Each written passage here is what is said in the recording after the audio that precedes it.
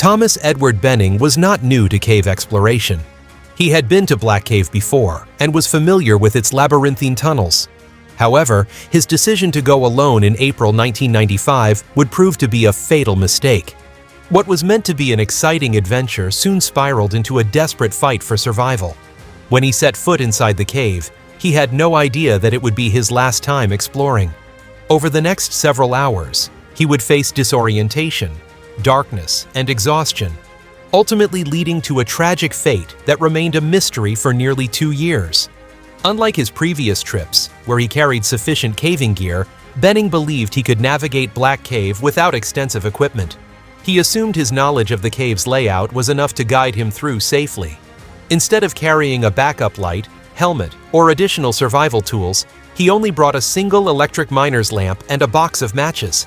His overconfidence led to a critical error, underestimating the unpredictable nature of cave systems. Without a proper backup plan, Benning unknowingly placed himself in extreme danger, relying on minimal resources to navigate one of nature's most unforgiving environments. For the first hour, his journey through the cave went smoothly. Confident in his abilities, he decided to explore an unfamiliar passage instead of sticking to the well-known routes. The decision was fueled by curiosity and a desire to find new paths to share with fellow cavers. However, the risk soon became apparent when his only light source started flickering. As he squeezed through a narrow passage, his lamp died completely, plunging him into total darkness. In caves, light is essential for orientation, and without it, Benning was immediately disoriented, making even the most familiar paths impossible to navigate. Trapped in darkness, Benning frantically searched for his matchbox, hoping to restart his lamp. However, each attempt failed. The flame would catch momentarily, but die out quickly. Realizing that relighting the lamp was futile, he switched tactics. He began using individual matches to light his way, each strike providing only seconds of dim, flickering light. This method allowed him to crawl forward cautiously, but it was far from reliable. The limited visibility, combined with the cave's complex structure, made navigation nearly impossible. His already dire situation worsened as he burned through his limited supply of matches, leaving him in deeper trouble. Realizing that he was completely lost and running out of light sources, Benning resorted to a desperate survival tactic.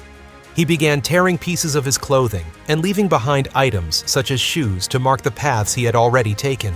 The hope was that if he wandered in circles, these markers would prevent him from retracing failed routes. However, in the vast darkness of the cave, even this method had limitations. His voice echoed through the tunnels as he repeatedly called for help, but no one was nearby to hear him. With no response and no light, his situation grew increasingly hopeless. After hours of crawling and searching for an exit, exhaustion took over. In a final attempt to find a way out, Benning lowered himself into a fissure, believing it would lead him back to familiar ground. Unfortunately, this would be his biggest and final mistake. His body became wedged between two sharp rock walls, pinning him in place. Every attempt to free himself only worsened his predicament, pushing him deeper into the narrow gap. His strength was nearly gone, his breathing was labored, and he was completely trapped. With no way to escape and no one aware of his location, his survival chances dwindled. At home, Benning's wife grew concerned when he didn't return as expected. While he had mentioned he was going caving, he hadn't specified exactly where. When he remained missing for an extended period, she reported it to authorities. Search teams were quickly mobilized, scouring caves and wilderness areas where he was known to explore. Eventually, they located his car near Black Cave. Inside the cave entrance, they discovered some of his belongings, including a shirt and sunglasses. However, since Benning had ventured into unmapped and unknown sections, the search became extremely difficult, leaving rescuers with little hope of pinpointing his exact location. For almost 2 years, Benning's disappearance remained a mystery. His wife lived in uncertainty, not knowing whether he had somehow survived or perished in the cave. Then, in December 1996, 3 experienced cavers, Bill Graff, Elizabeth Robb, and Dale Green, entered Black Cave for exploration. During their descent, they stumbled upon unusual items: a burnt-out book of matches, an old miner's lamp, scattered clothing, and even a set of keys. As they investigated further, they followed the trail of objects into a tight passage where they made a horrifying discovery: Benning's mummified body, wedged deep within the fissure where he had become trapped. After recovering from the shock, the Cavers carefully documented their findings and marked the location before alerting authorities.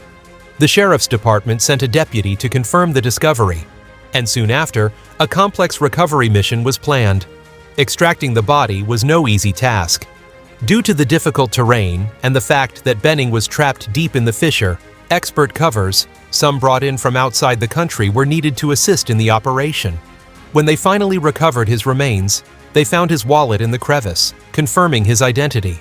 This tragic discovery finally brought closure to his grieving wife and family. Benning's story serves as a haunting reminder of how dangerous cave exploration can be, especially when precautions are ignored. His overconfidence led him to enter Black Cave alone without informing anyone of his exact location. His lack of proper equipment, including a backup light and sufficient survival gear, left him vulnerable when his primary light source failed. Had he been more prepared or traveled with companions, he might have survived. The tragedy also exposed the difficulties of cave rescues, as unmapped passages made search efforts nearly impossible. His fate is a cautionary tale for adventurers about the importance of preparation and safety in extreme environments. Thomas Benning's tragic story reminds us of the importance of preparation, caution, and communication when engaging in high-risk activities like cave exploration. If you found this video insightful, please give it a thumbs up, share it with others, and don't forget to subscribe to The Finance Cave for more gripping tales and thought-provoking content. Stay safe out there, and remember that no adventure is worth risking your life. Thanks for watching, and we'll see you next time.